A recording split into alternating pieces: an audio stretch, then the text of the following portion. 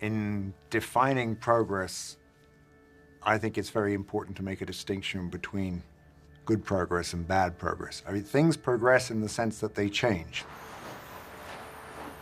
Both in nature and in human society, there appears to be a clear trend towards increasing complexity as change proceeds. We tend to delude ourselves that these changes always result in improvements from the human point of view.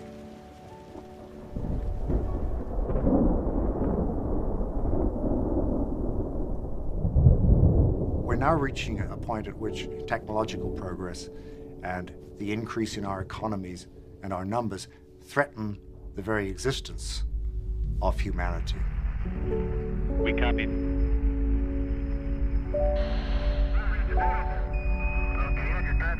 That's why we couldn't read.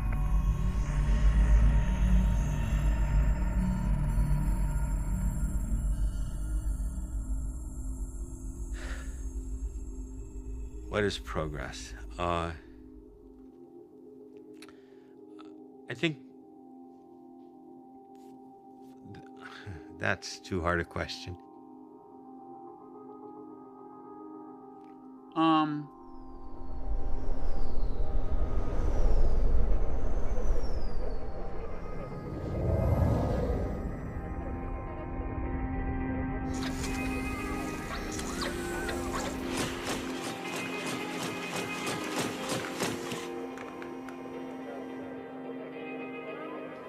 When I think of the word progress,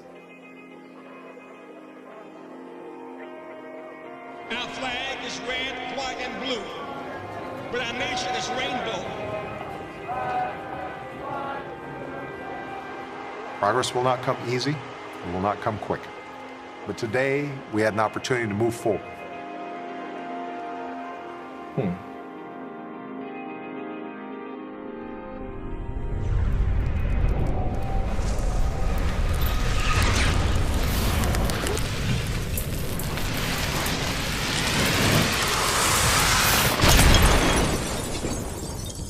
It seems like we're stuck in this trap for the last 200 years since the Industrial Revolution, where we think progress is more of the same.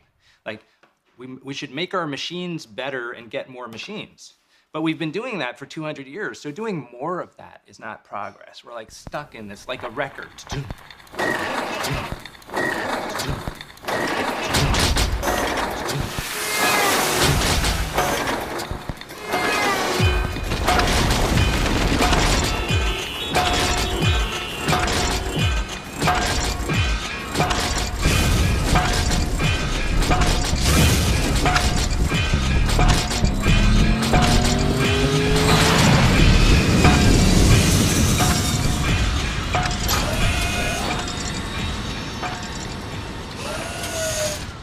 Things that start out to seem like improvements or progress, these things are very seductive. It seems like there's no downside to these. But when they reach a certain scale, they turn out to be dead ends or traps. I came up with the term progress trap to define human behaviors that sort of seem to be good things, seem to provide benefits in the short term, but which ultimately lead to disaster because they're unsustainable. And one example would be going right back into the old Stone Age, the time of when our ancestors were hunting mammoths. They reached a point where their weaponry and their hunting techniques got so good that they destroyed hunting as a way of life throughout most of the world. The people who discovered how to kill 2 mammoths instead of 1 had made real progress. But the people who discovered that they could eat really well by driving a whole herd over a cliff and kill 200 at once had fallen into a progress trap. They'd made too much progress.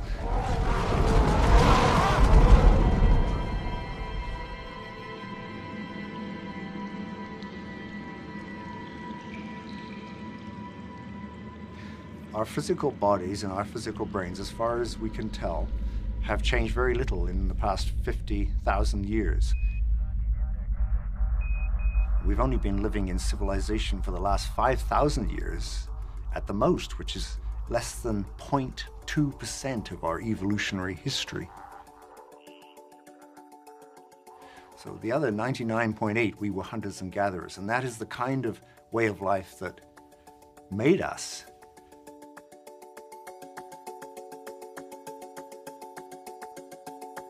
We are essentially the same people as those Stone Age hunters. What makes our way of life different from theirs is culture has taken off at an exponential rate and has really become completely detached from the pace of natural evolution. So we are running 21st century software, our knowledge, on hardware that hasn't been upgraded for 50,000 years. And this lies at the core of many of our problems.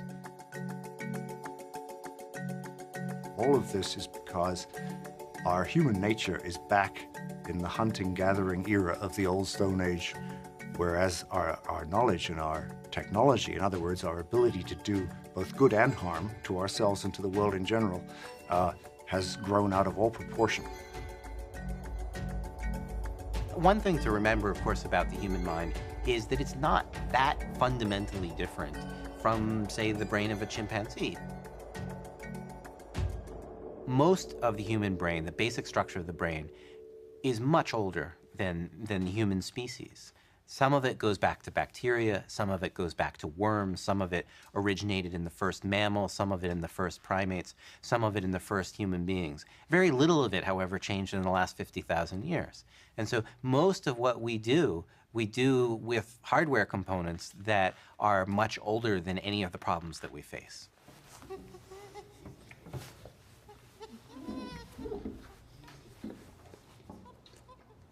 When I first began to study chimps, I thought that the task was to just map out more and more similarities, to find areas of cognition that hadn't been studied yet, and simply show that chimps were just like us.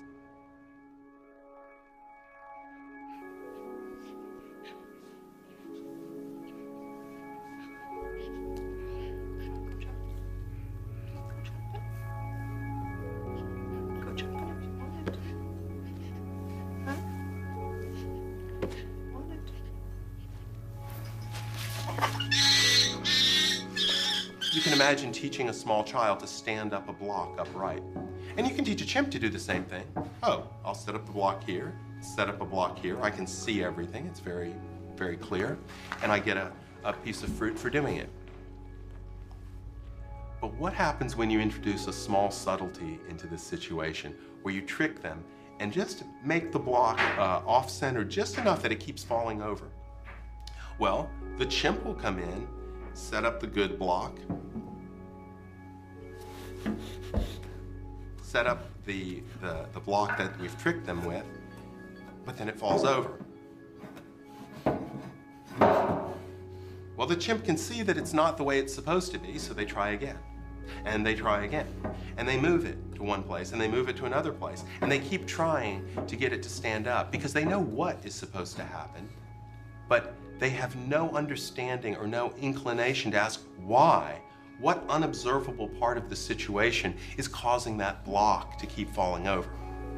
The young child will enter, set up the good block, try to set up the block that we've tricked them with.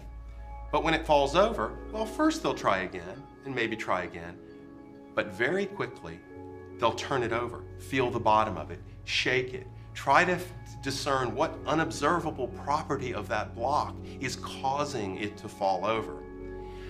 That's the fundamental core difference, I believe, between humans and chimps, that humans ask why.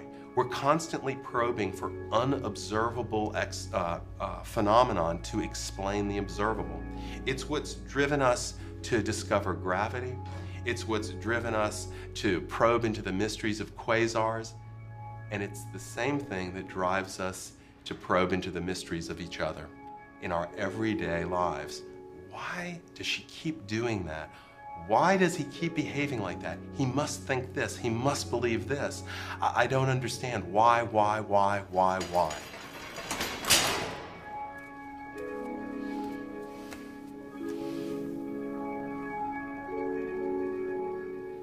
So the upside of the human capacity to ask why, to continually probe behind appearances, and to try to find out how the world really works, is we develop fabulous new medicines. We develop fabulous new therapeutic techniques to take care of people.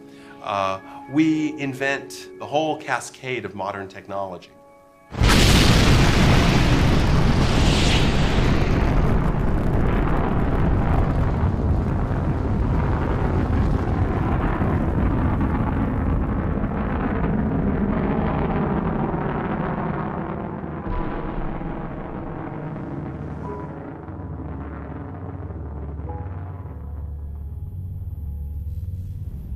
But the downside is that we invent the whole cascade of modern technology.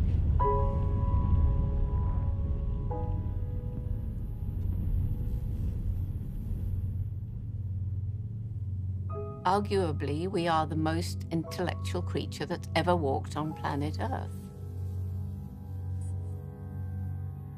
So how come then that this so intellectual being is destroying its only home? Because we only have the one home. Maybe one day people will be on Mars, but for the moment we've got planet Earth.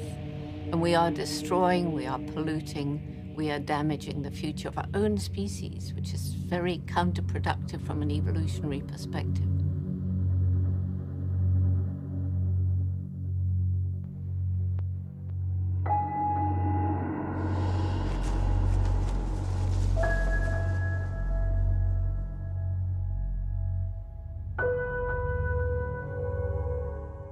This capacity that seems so wonderful to us, the ability to ask why, the very ability that undergirds modern science as a double-edged sword.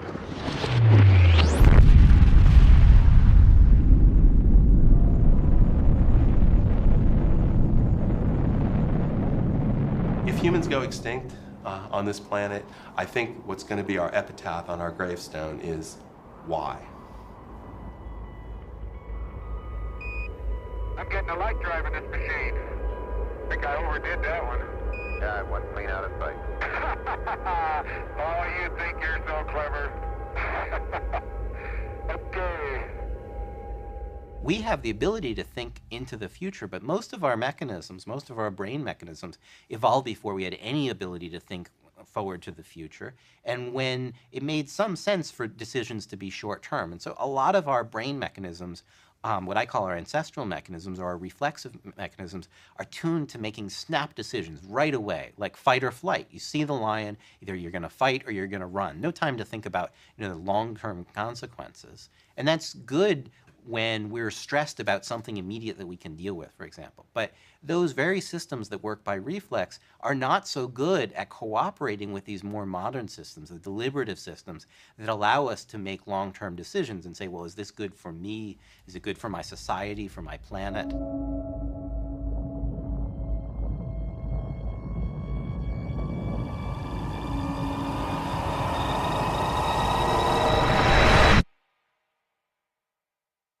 Between the fall of the Roman Empire and Columbus sailing, it took 13 centuries to add 200 million people to the world's population. Now it takes only 3 years. A simple thing like pasteurization, the warming of milk so that the bacteria are killed, and the control of smallpox, things like that have led to a great boom in human numbers.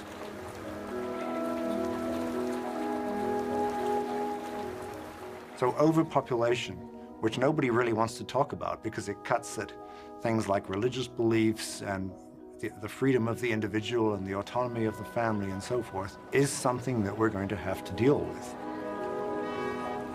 We probably have to work towards a much smaller worldwide population than 6 or 7 billion. We probably need to go down to a half that, or possibly even a third of that, if everybody is going to live comfortably and decently. The other side of this problem, and perhaps the more dangerous side, is the footprint of the individuals at the top of the social pyramid who are consuming the most. Somebody in the United States or Europe is consuming about 50 times more resources than a poor person in a place like Bangladesh.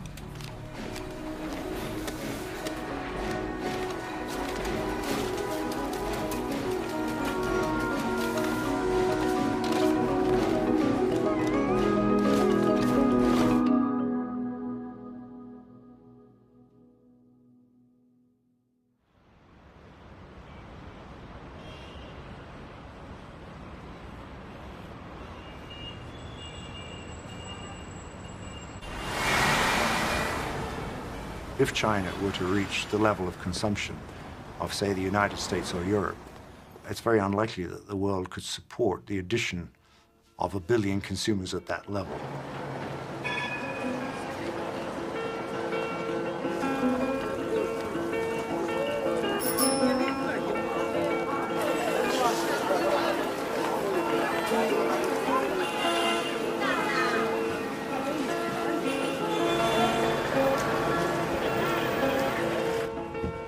Let's say in China, maybe 200, 300 million people are quote-unquote affluent. You know, they could afford, relatively speaking, you know, what we can in the West. In India, and also whatever, 200 million, you know. So you add up these affluent segments of population in these developing countries or marginal countries, but still you come up with no more than 1.5, maybe 2 billion people.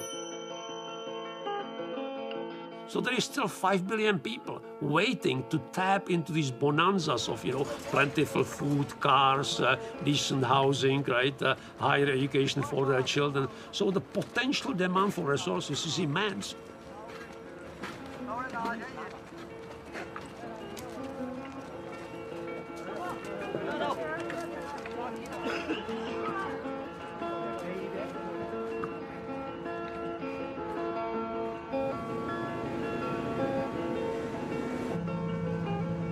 要说个人驾驶经验不知道多少公里，但是自驾车以领队的这个工作，带领自驾车达到了50万公里以上。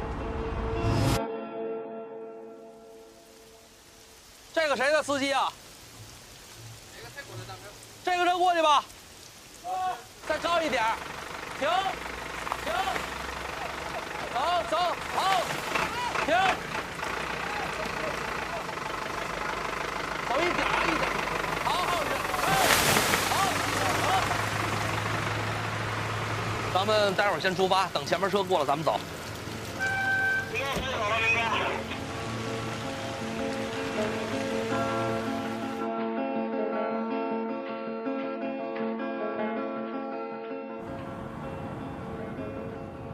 那么《西游记》呢，作为中国的古代传说当中。 家喻户晓的一个故事，一个传说，一个神话故事吧。然后呢，师徒4人去西天取经，这么一个历史的神话传说。那么我就是这个车队当中的这个唐僧，我就是这个师傅，我带领大家，我带领这些徒弟们一起去西天，取得真经，取得生活的真谛，去享受生命这个真经。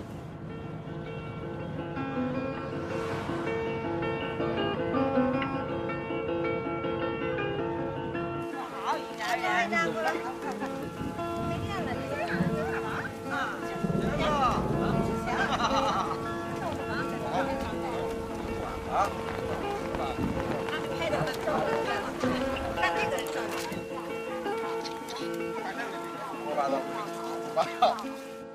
住在河对岸有一个小村庄，他们村子里头就是这样，基本上家家户户没有冰箱。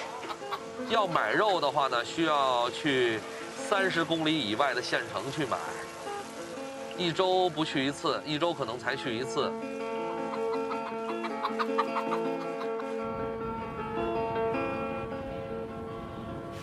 所以说我个人的生活条件，在最近的这个10几、20几年之内发生了翻天覆地的变化。西红柿只有那个夏天、秋天有，冬天是吃不到的。那么现在不一样，任何时候，一年四季我随时可以吃到西红柿，随时可以吃到西瓜，随时可以吃到肉，随时可以吃到海鲜。这些事情小时候不敢想。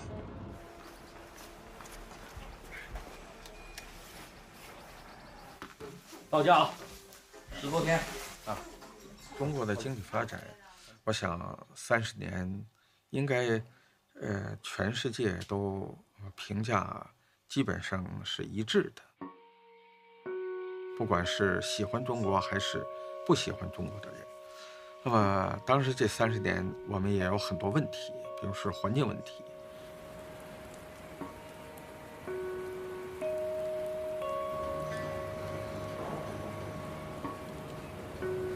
北京的环境在奥运会以前是非常糟糕的，那么现在停了，已经有很大的改进。这个不可以讲这个，这个现在我们一直在注意这件事情，全程我一直在避免这种事情出现，我们一直在注意控制这件事情。你这个不是去的问题，现在不是对你的采访，不是全世界都知道，不需要你不能用你的嘴去说出来。别说了，什么叫别说了？你说这个是很有问题的，你知道吗？我们一直控制这件事，因为不成问题，那么我这么多年的这个工作是我才积累到现在这种地步，那你这么去做对我有很大的伤害，你明白吗？你这边去对我有很大的伤害，你不明白。那么中国的经济在今后还是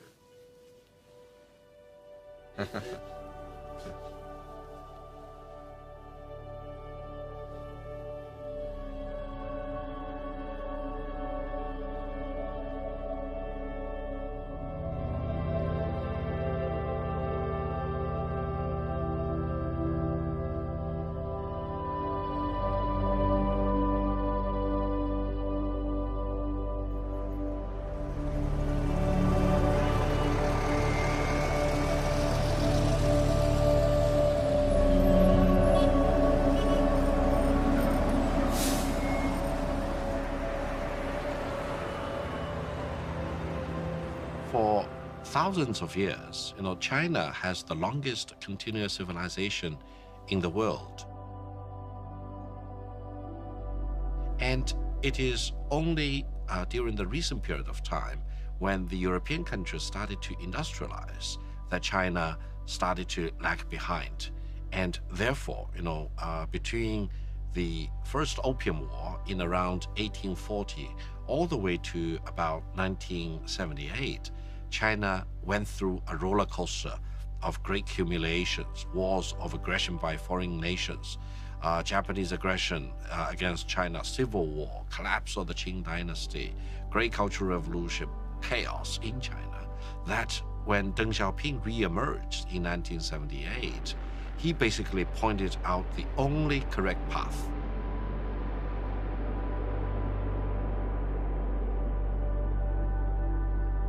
We need to go onto a path of growth, and China need to modernize and industrialize. And I think that's, the beginning of China's correct development onto a right path.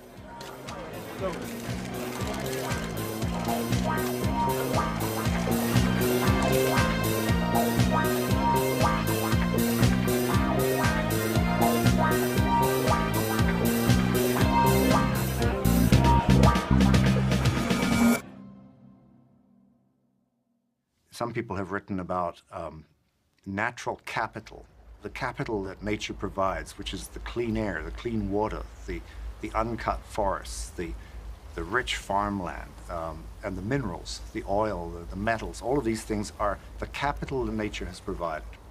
And until about 1980, human civilization was able to live on what we might term the interest of that capital, the surplus that nature is able to produce, the food that farmland can grow without actually degrading the farmland, or the number of fish you can pull out of the sea without causing the fish stocks to crash. But since 1980, we've been using more than the interest. And so we are, in effect, like somebody who thinks he's rich because he's spending the money that has been left in his inheritance. Not spending the interest, but eating into the capital. The last time I visited the New York Stock Exchange was in 1980, and the mood sure was different then. Government, with its high taxes, excessive spending, and overregulation, had thrown a wrench in the works of our free markets.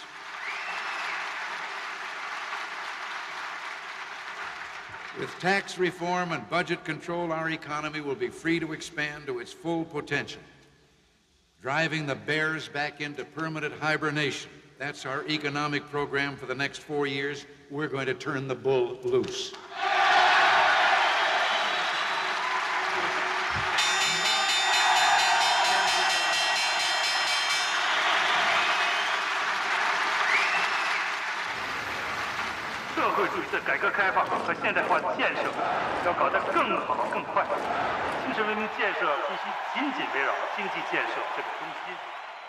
The world is this big. It's not this big, and it can't be this big. It's just this big. It's a finite sum. Instead of thinking that nature is this huge bank that we can just, this endless credit card that we can just keep drawing on, we have to think about the finite nature of that planet and how to keep it alive so that we too may remain alive. Unless we conserve the planet, there isn't going to be the economy.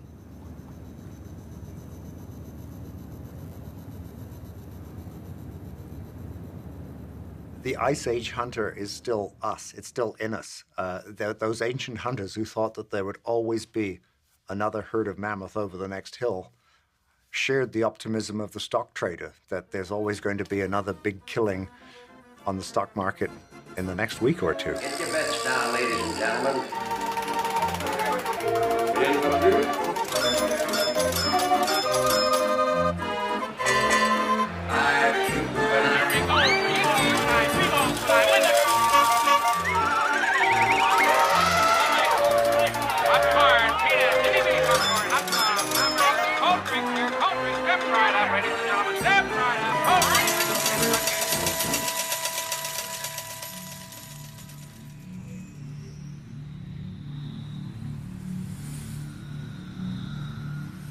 If you're watching the Earth, say, over the last 5,000 or 6,000 years, and you're speeding up your film, what you see is civilizations breaking out like forest fires in one pristine environment after another. And after a civilization has arisen and sort of burned out the natural resources in that area, then it dies down and another fire breaks out somewhere else.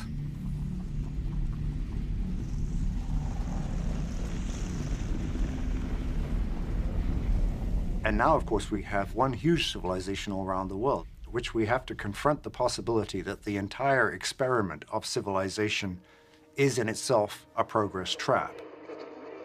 The Dow plunged more than 500 points yesterday. It was the biggest Dow decline ever. And our economy seemingly on the brink of collapse. And while banks have failed and shares have plummeted, the effects are working their way down to all of us. The economy will get worse before it gets better. Credit rating down. En el último año. Credit rating When will the economy turn around? Yes. I'm not an economist, but I do believe that we're growing. And I can remember you know, this press conference here, people yelling recession this, recession that, as if you're economists. And I'm an optimist. You know, I believe there's a lot of positive things for our economy. Faith in progress has become a kind of religious faith, a sort of fundamentalism, rather like the market fundamentalism that has just recently crashed and burned.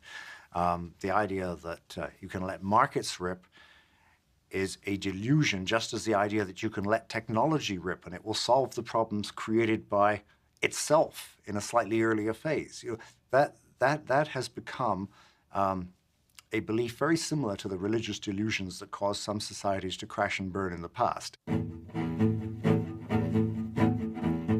Written records go back about 4,000 years, and from 2000 BC to the time of Jesus, it was normal for all of the countries in the world to periodically cancel the debts when they became too large to pay. So you have Sumer, Babylonia, Egypt, other regions, all proclaiming these debt cancellations, and the effect was to make a clean slate so that society would begin all over again. This was easy to do in a society where most debts were owed to the state. It became much harder to do when enterprise and credit passed out of the hands of the state into private hands and into the hands of an oligarchy. And the last thing they wanted was to have a king that would actually cancel the debts and restore equality. Rome was the first country of the world not to cancel the debts. It went to war in Sparta, in Greece, to overthrow the governments and the kings that wanted to cancel the debts. The wars of the 1st century BC ended up stripping these countries of everything they had. Not only did it strip the temples of gold, it stripped the public buildings, it stripped the economies of their reproductive capacity, it stripped them of their waterworks, it made a desert out of the land. And it said, a debt is a debt. The collapse seems to have been closely linked to ecological devastation, which led to all sorts of social and economic and military problems. In the early stages of the Roman Republic, you had a fairly egalitarian landowning system. The peasants had access to public land. But as the Roman state became more powerful and the lords and the generals began to appropriate public land for their own private estates, more and more peasants became landless. At the same time, erosion was a serious problem, so bad that some of the Roman ports silted up with all the topsoil that got washed down from the fields into the river. And archaeologists have been able to establish how badly degraded much of Italy was by the fall of the Roman Empire, and how it took 1,000 years of much reduced population during the Middle Ages for fertility in Italy to rebuild.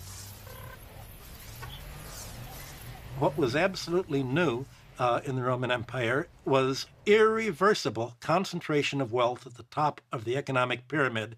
And that's what progress has meant ever since. Progress has meant you will never get back what we take from you. That's what brought on the Dark Age, and it's what's threatened to bring in the Dark Age again if society doesn't realize that if it lets the wealth concentrate in the hand of a financial class, this class is not going to be any more intelligent and long-term in disposing of the wealth than its predecessors were in Rome or in other countries.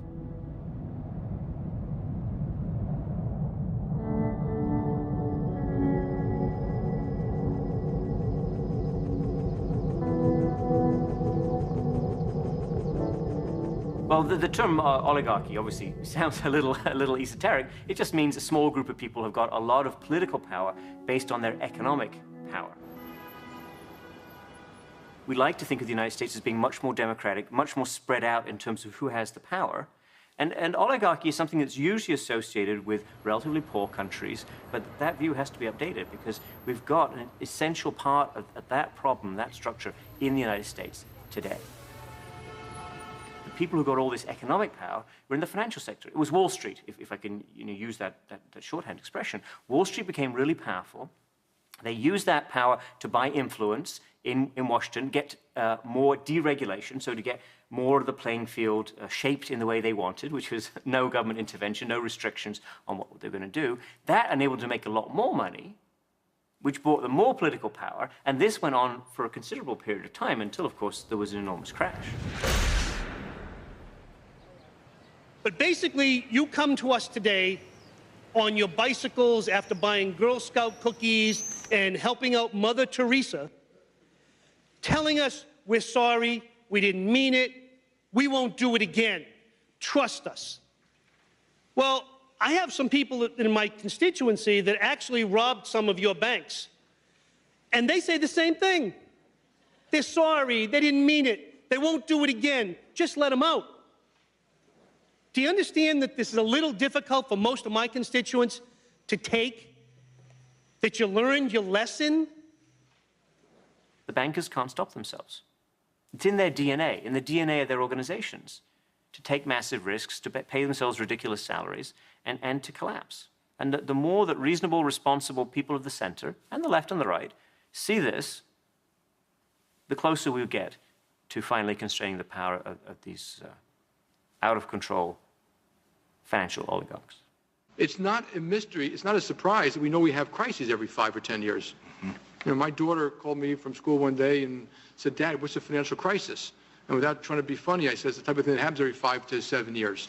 And she said, "Why is everyone so surprised?" So we shouldn't be surprised.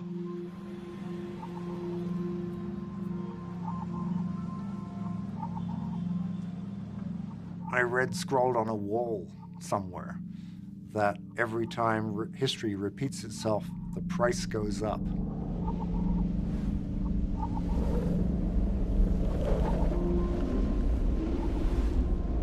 If you look at the increasing complexity of civilization, what you can see towards the end of the classic Maya period is the enormous amount of effort being put in to build palaces and temple precincts that are controlled entirely by the nobility, and from which one imagines the peasantry was excluded, just as the ordinary folk are excluded from gated communities in many countries today.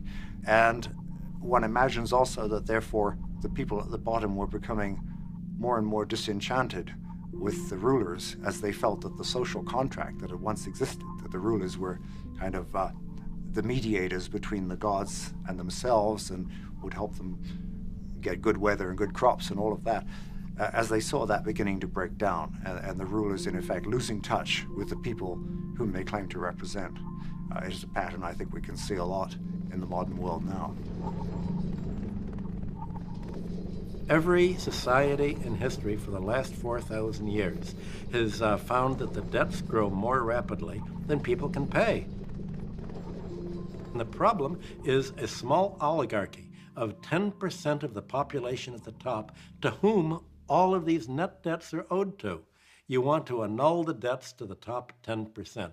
That's what they're not going to do. The oligarchy is running things. They would rather annul the bottom 90% right to live than to annul the money that's due to them. They would rather strip the planet and shrink the population and be paid rather than give up their claims. That's the political fight of the 21st century. Well, my job on Wall Street was to be balance of payments economist for the Chase Manhattan Bank in the 1960s. My first job there was to calculate how much debt could third world countries pay. And the answer was, well, how much do they earn? And whatever they earn, that's what they can afford to pay in interest. And our objective was to take the entire earnings of a third world country and say, ideally, that would be all paid as interest to us.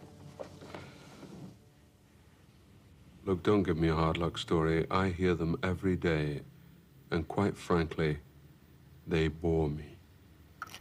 The facts are simple. In 1973, this bank gave you a loan, and you still haven't paid it back. Admittedly, you paid back the initial sum, but not the interest, which to date amounts to 9 times the amount originally borrowed. 9 times. So you better get your act together. Times are tough, and we're all having to clamp down. And don't look at me like that. This is a bank, not a charity. The number one cost for foreign lending through some of the multilateral institutions such as IMF and World Bank is the death toll on the continent. We can look at the support of dictators that took place 30 years ago, from 1960 till 1997, of a brutal dictator. Moi, Mobutu Sese Seko Kukumbendu Wazabanga, je jure d'observer la Constitution et les lois du Zaïre. He was given humongous loans. Everyone knew he wasn't using that for the population. He was propped up as one of the biggest leaders in the whole African continent. While your country is young, only 10 years of age, that it has had a period of progress in that period, which has been an example for nations throughout the world. You have moved forward economically. You have established unity in your country. And you have a vitality which impresses every visitor when he comes to Congo. What is interesting is all the money plundered from all the international debt is found in Western banks. So as he was removed from power, the money never returned to the Congolese.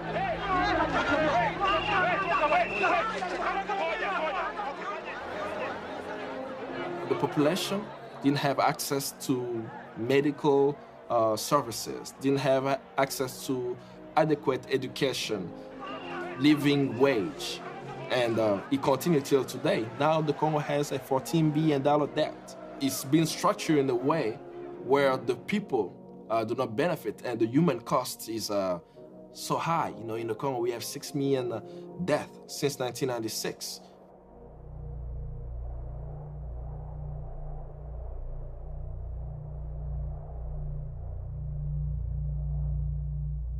Rich countries lend a so-called developing country a big whack of money. Debt is incurred on behalf of people who have nothing to do with it, don't know anything about it. Then they're expected to pay the price by scraping off their livelihood, turning it into money, and giving it to somebody else. How could the money given to the Congo benefit to the people? Use some of the funds to make sure that there are strong institutions within the country that will protect against human rights violation and so many other issues that we face. But these funds are not used for that because whenever it's given, they tell you specifically what project you have to use it for. And mainly, it's usually mining projects to get access to resources.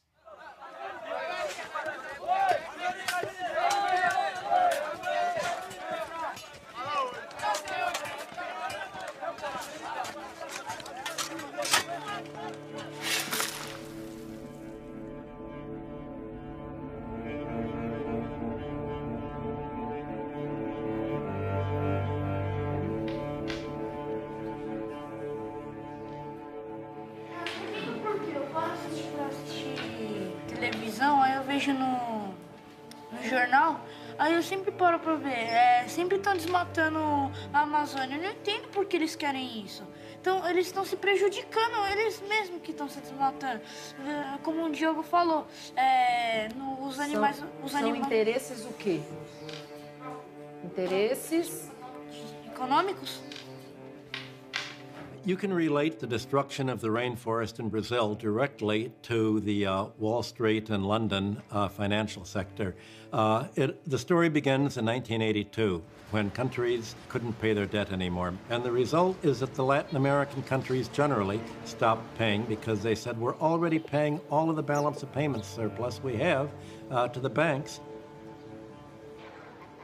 We don't have any money to import to sustain living standards. We don't have money to import to build new factories and to pay the debt.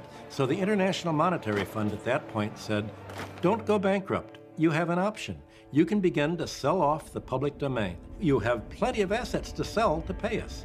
You can sell off your water rights, your forests, your subsoil mineral resources. You can sell us your oil rights. And so Brazil, Argentina, and other countries began to sell off their resources to private investors. And the private investors bought these resources on credit.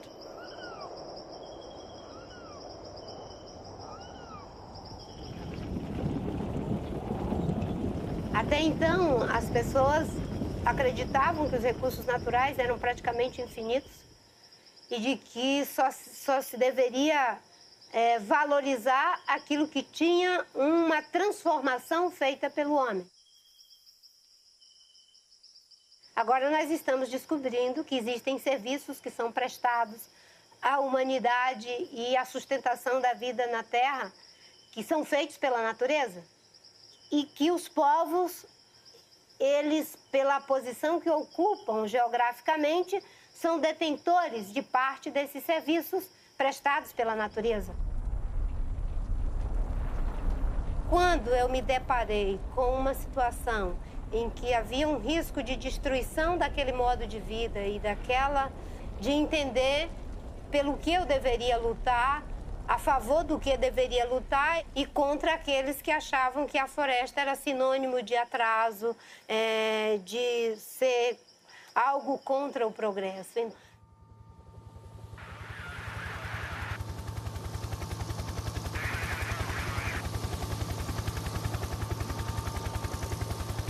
O IBAMA é a agência de meio ambiente do governo federal e ela foi criada para tratar de todo o problema ambiental do país.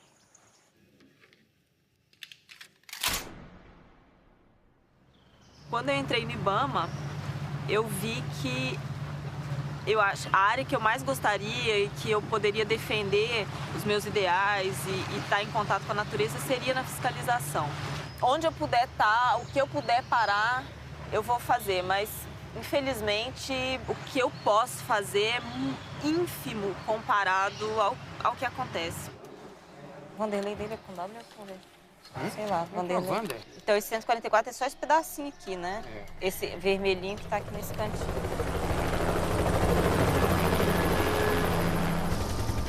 O tipo de operação que nós temos é nas madeireiras. Esse tipo de operação consiste em ir às madeireiras e observar se a madeira que eles têm lá é de origem legal.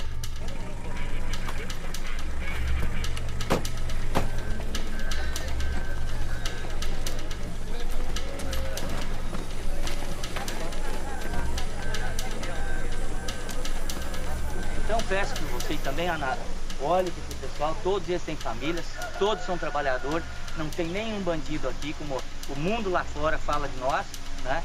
Então façam o trabalho de vocês, tenham, porque o medo nosso é só de um exemplo que aconteceu aqui, lacrar a empresa, aí você para, aí é complicado.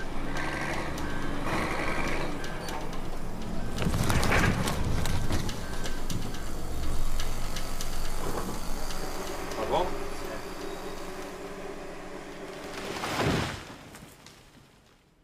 Eu emprego hoje vários funcionários e acredito que da forma que está, nós vamos parar de trabalhar, vamos dispensar todo mundo e vamos achar outro meio de vida para poder sobreviver. Amanhã a gente volta a trabalhar e se não, nós dispensamos novamente.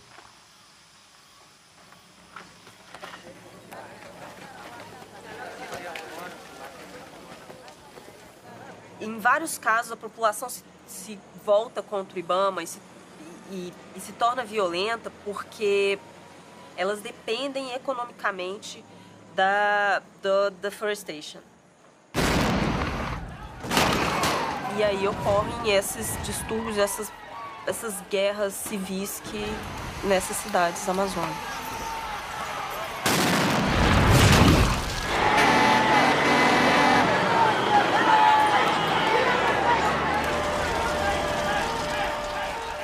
Tudo tem uma herança ali. É uma mãe de leite, a Amazônia. A Amazônia é a mãe de leite. Lá no país da senhora existe a Amazônia, existe a floresta? Aqui é a bacia amazônica, o pulmão dos Estados Unidos, que a turma fala.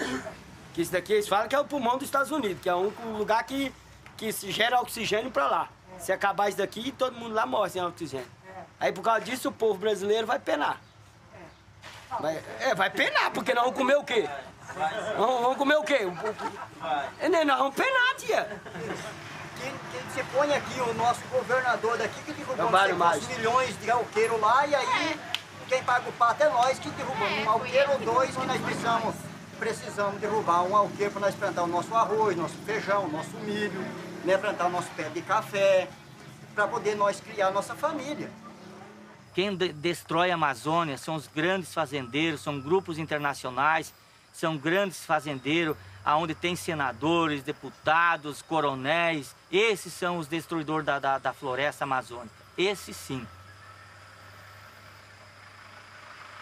É super frustrante, na maioria das vezes, porque nós sabemos que as pessoas que nós estamos pegando não são os grandes responsáveis pelo desmatamento.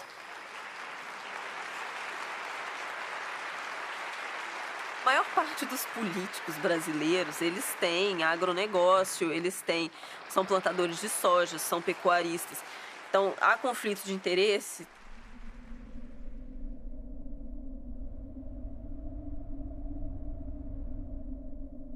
They're cutting down the rainforest, they're emptying out the economy, they're turning it into a hole in the ground to repay the bankers. That's the financial business plan. That's how it ends up. Because the bankers can always take their money and begin digging holes in another country and emptying out that country. That's the global financial system.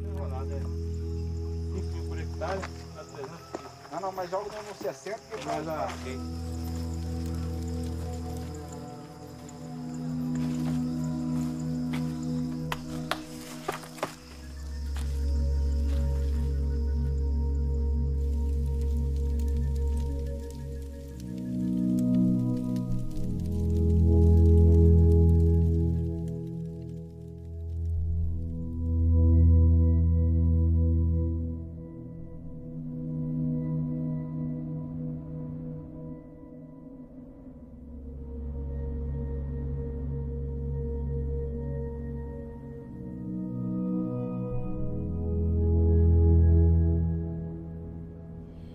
acho que se a gente não cuidar da Amazônia com devido apego a ela, a gente vai acabar virando o deserto da Amazônia, porque quando a gente desmata uma árvore, ela deixa de água, né? Aí a gente vai ter um monte de coisa e no final vai resultar em deserto.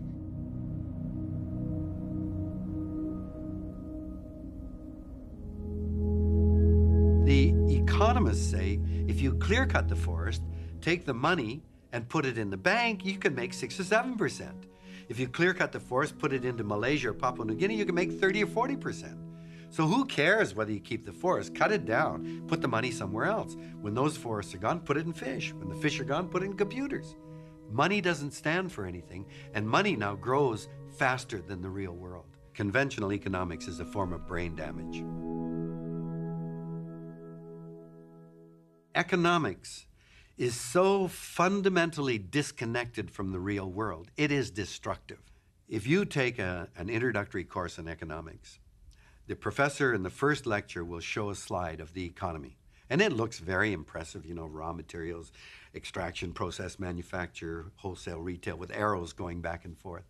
And they try to impress you because they think, they know damn well, economics is not a science, but they're trying to fool us into thinking that it's a real science. It's not. Economics is a set of values that they then try to use mathematical equations and all that stuff and pretend that it's a science. But if you ask the economist, in that equation, where do you put the ozone layer? Where do you put the deep underground aquifers of fossil water? Where do you put topsoil or biodiversity? Their answer is, oh, those are externalities. Well, then you might as well be on Mars. That economy is not based in anything like the real world. It's life, the web of life that filters water in the hydrologic cycle. It's microorganisms in the soil that create the soil that we can grow our food in. Nature performs all kinds of services. Insects fertilize all of the flowering plants. These services are vital to the health of the planet. Economists call these externalities. That's nuts.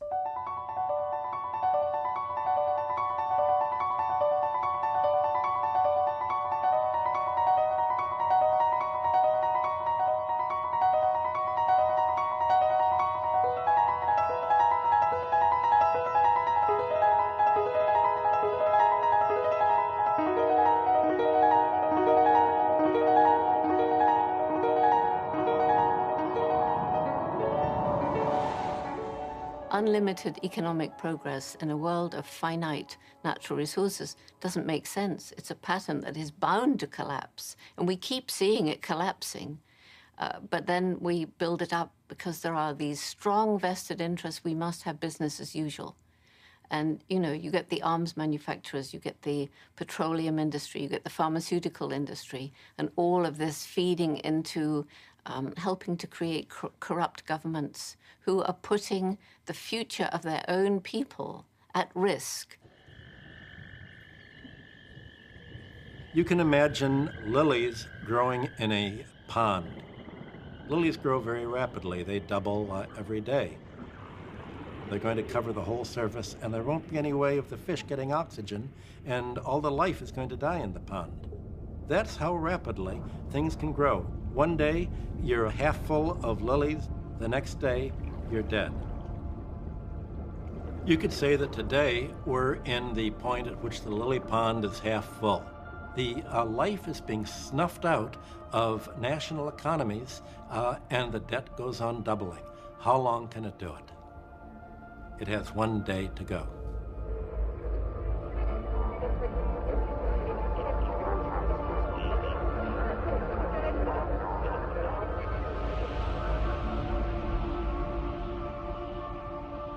All the civilizations of the past, and I think our own, only seem to be doing well when they're expanding, when the population is growing, when the industrial output is growing, and when the cities are spreading outwards.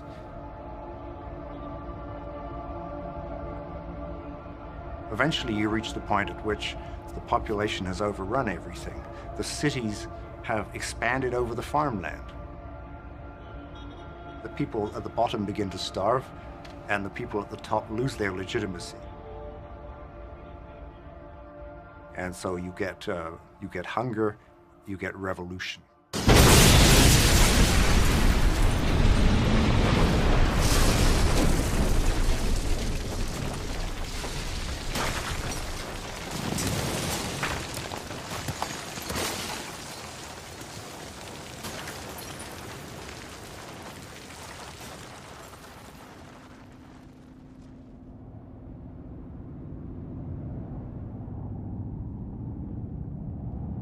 Now, one kind of scary thing about the moment we're in is that for the first time, there's kind of only one system. So if the whole thing goes down, you won't have what you've had in previous eras of epic collapse, which is that even though one civilization goes down and may take a while to recover, there are other robust civilizations that are kind of the guardians of progress.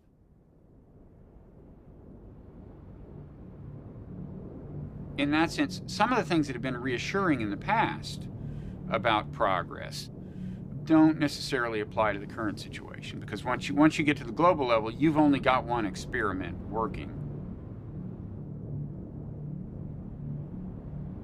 That's just the inevitable culmination of its growth ever since the Stone Age. And there were way stations along the way, like the Roman Empire. And now here we are, and more people are in the same boat, and they face problems, and either they will solve them together or suffer together, and possibly on a catastrophic scale.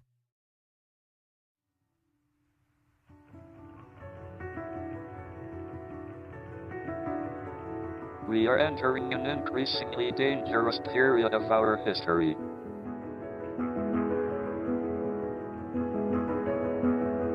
Our genetic code still carries the selfish and aggressive instincts that were of survival advantage in the past. But I'm an optimist.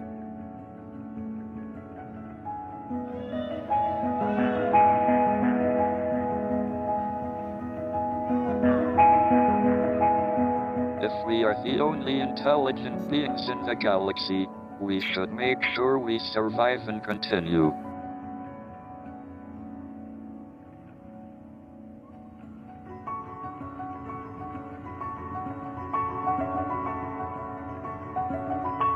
If we can avoid disaster for the next 2 centuries, our species should be safe.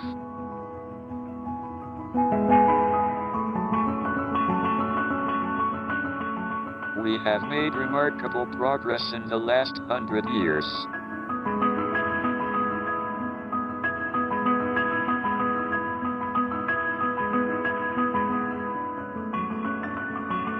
Our only chance of long-term survival is not to remain inward-looking on planet Earth, but to spread out into space.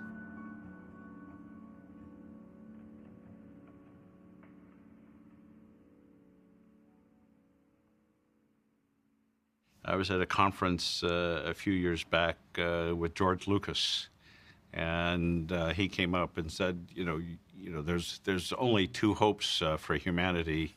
Either we find another planet to colonize after we've destroyed this one, or perhaps your technology, meaning what we're doing with the genetic code, might be able to allow us to transform ourselves or other aspects of the planet where we could continue to live here.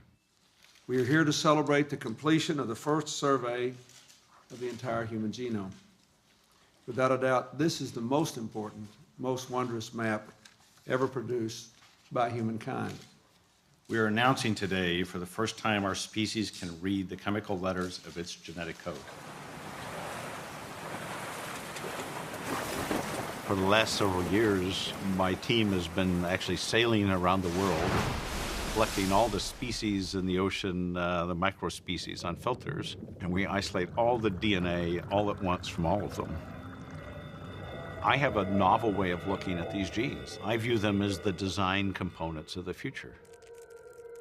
It's a mind-boggling concept, even though we're doing it every day, that we can simply start with 4 bottles of chemicals, write the genetic code, and change the genetic code of species, basically developing new species. And we can try and find ways to make fuels that other people haven't even imagined. We can do this with novel sources of food. We're limited only by our imagination and whatever biological reality is. When we consider trying to replace oil, we use billions of gallons of oil a year. I can't even, I think I have a pretty good imagination, envision what 1 billion gallons of oil is. And making 1 billion gallons of oil from invisible microbes is a certain leap of faith. But in fact, that's how we proceed in science.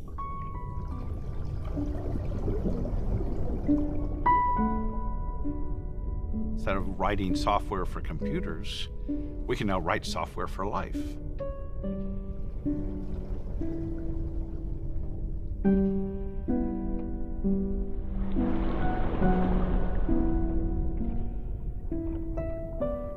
By changing and taking over evolution, changing the time course of evolution, and going into deliberate design of species for our own survival,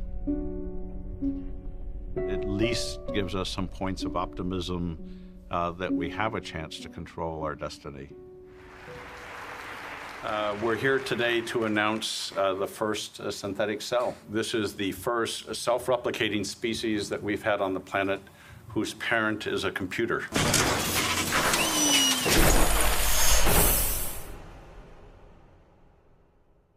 One of the challenges that it faces the human species is we are more and more in a position of acting like gods.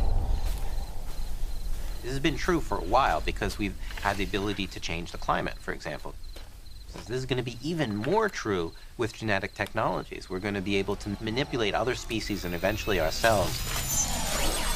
We're going to be in a position of controlling our own fate in a way that no creature has ever, in 1 billion years on the planet, had an opportunity to do.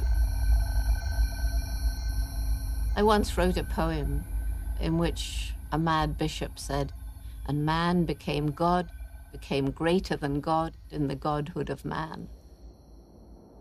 I do not see anyone living in this materialistic society as being anything like God. I don't know what God is, but in my wildest dreams, I would never conceive of God or a God as being like a modern human being in a materialistic society. We're anything but godlike. I think the challenges are so overwhelming to all of us that we're all trying to just use whatever new tools we can to try and change the future. Synthetic biology is a progress trap par excellence. Biologists have pointed out that these engineering approaches is all very well, and the engineers can try to treat life as though it was some sort of computer or engineering substrate. But ultimately, the microbes are going to end up laughing at them, that life doesn't work like that.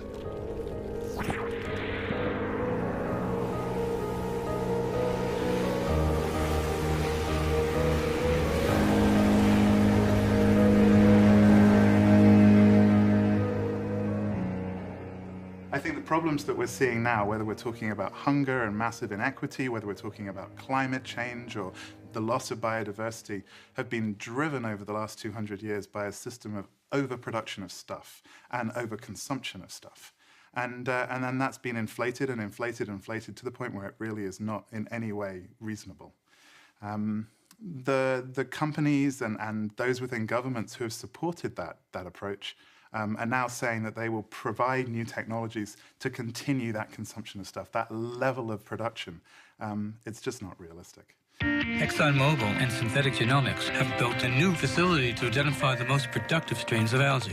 Algae are amazing little critters. They secrete oil, which we could turn into biofuels. They also absorb CO2. We're hoping to supplement the fuels that we use in our vehicles to someday help meet the world's energy demands.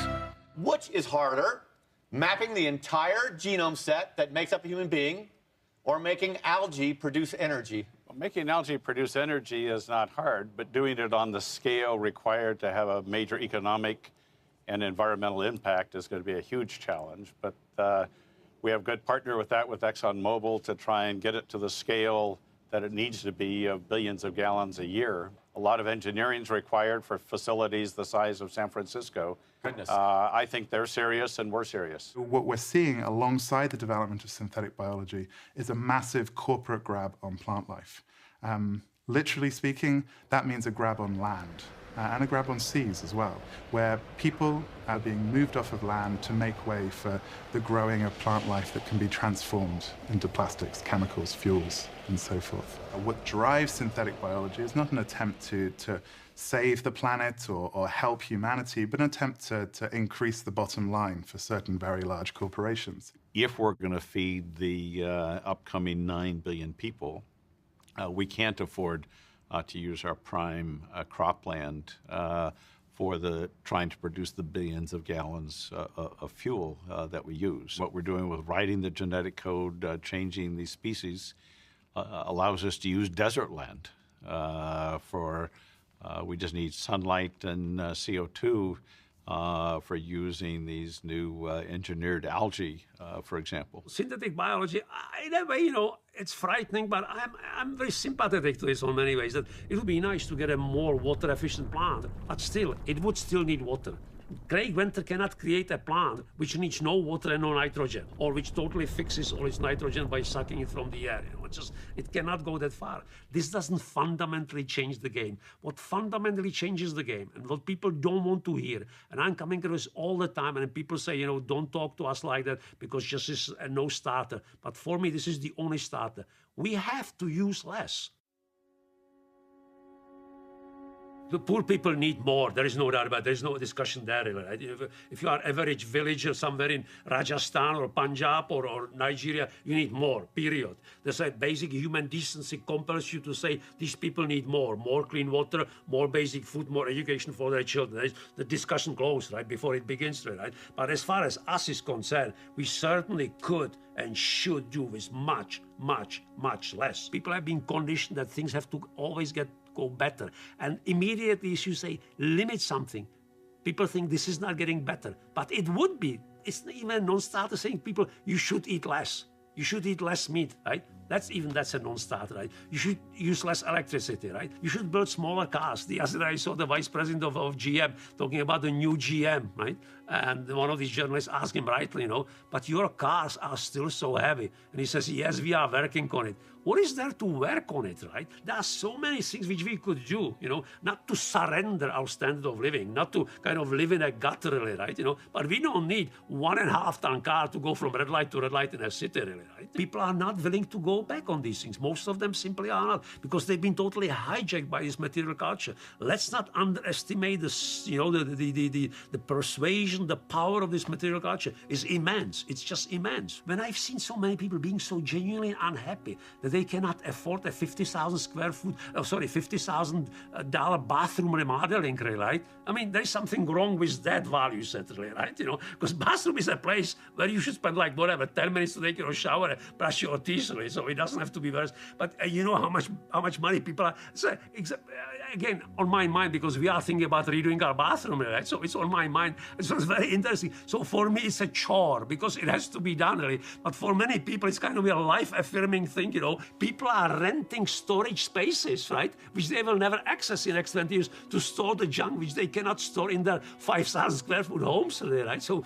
do we need that, really? So it's just amazing, really. So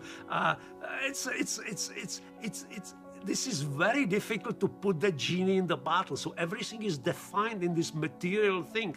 I could make it a lot more coherent, but you see, this is difficult because when you make it a lot more coherent, you make it prescriptive. And prescriptions never work, really, because I don't have the solution. I can't sit here and say, we should follow this, and by 2030 everything click and we all live happily ever after, right? So I'm making it deliberately incoherent. I could be very doctrinaire.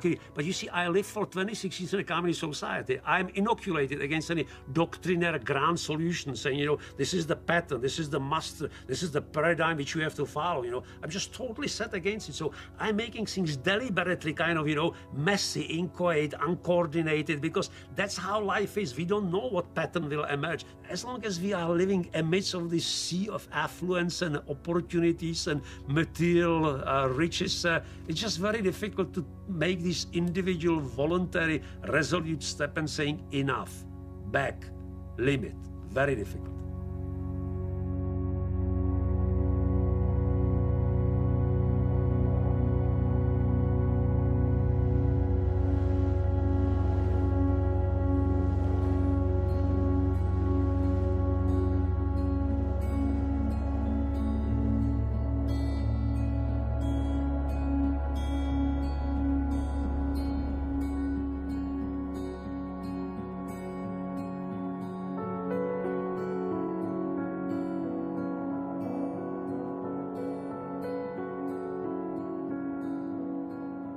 Eu acho que chegamos à era dos limites.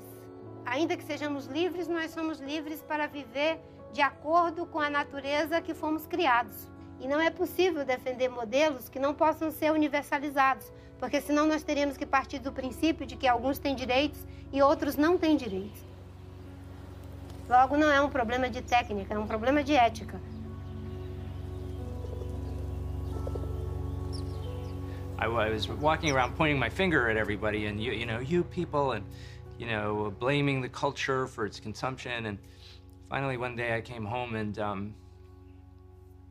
the air conditioners were on, even though there was no one home.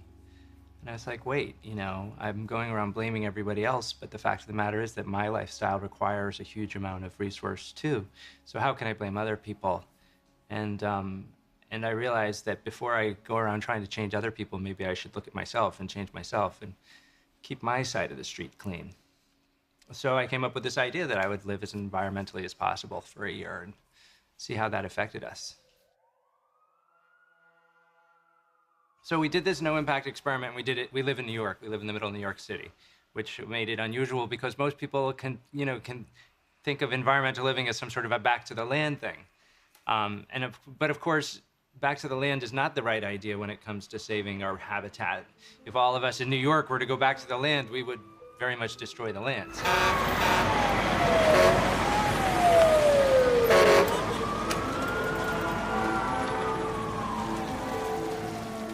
we're not biologically consumptive. This has not got to do with human nature. Human nature is to do what everybody else does. That's human nature, that we want to, and it's wonderful. It's like, I want to be with you. I want to be the same as you. I want to love you, and I want you to love me. That's not bad. So that's but that's also part of the problem. I want to be the same as you, and you consume, so I'm not going to be the first not to consume. But it also tells us that if we can move from non-consumption to consumption, we can also move from consumption back to non-consumption.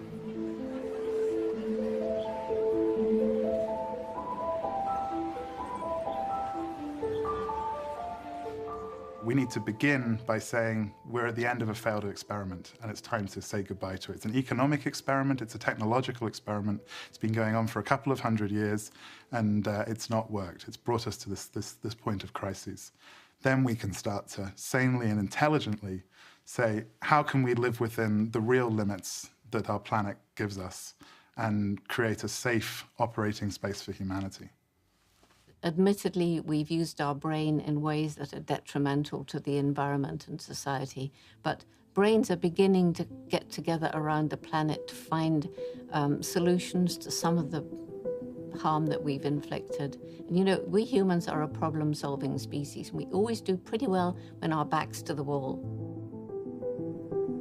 It's easy now to see kind of a giant social brain or planetary brain because it's in the physical form of the internet. It looks so much like a nervous system, you almost can't miss the analogy. You might say that there have always been a lot of little social brains around the planet, getting bigger, starting to form little interconnections among themselves. Now more than ever, you could say there's a unified social brain.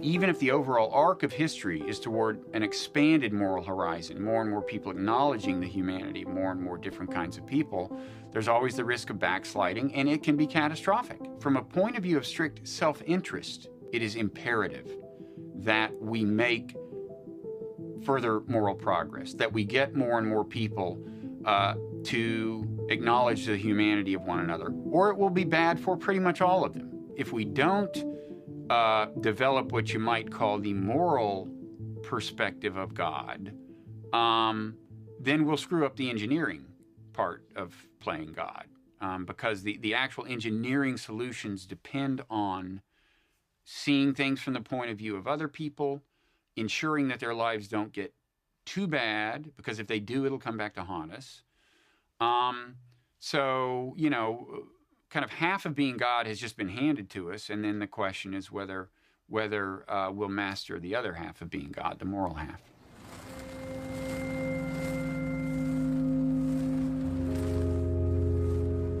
The bad news is that the Enlightenment is sometimes hard to come by because of human nature in some cases, because, you know, we've got these kind of animal minds designed for a very different environment, facing novel problems. So the Enlightenment part is going to require some real education and reflection and self-discipline that may not come naturally.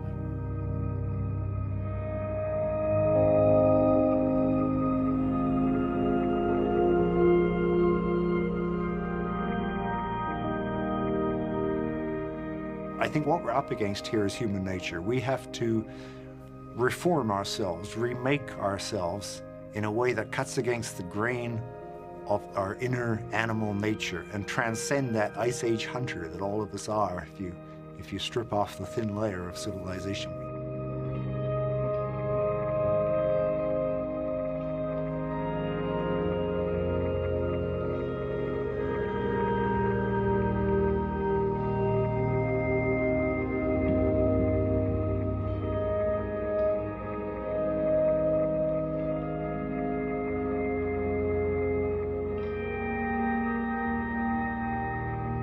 We always have been the initiators of this experiment. We've unleashed it, but we've never really controlled it. But now it's more likely that we're going to come to grief because of environmental problems. If we do, then that is really nature saying the experiment of civilization is a failed evolutionary experiment, that making apes smarter is a dead end. So it's up to us to prove nature wrong, in a sense, to show that we can take control of our own destinies and behave in a wise way that will ensure the continuation of the experiment of civilization.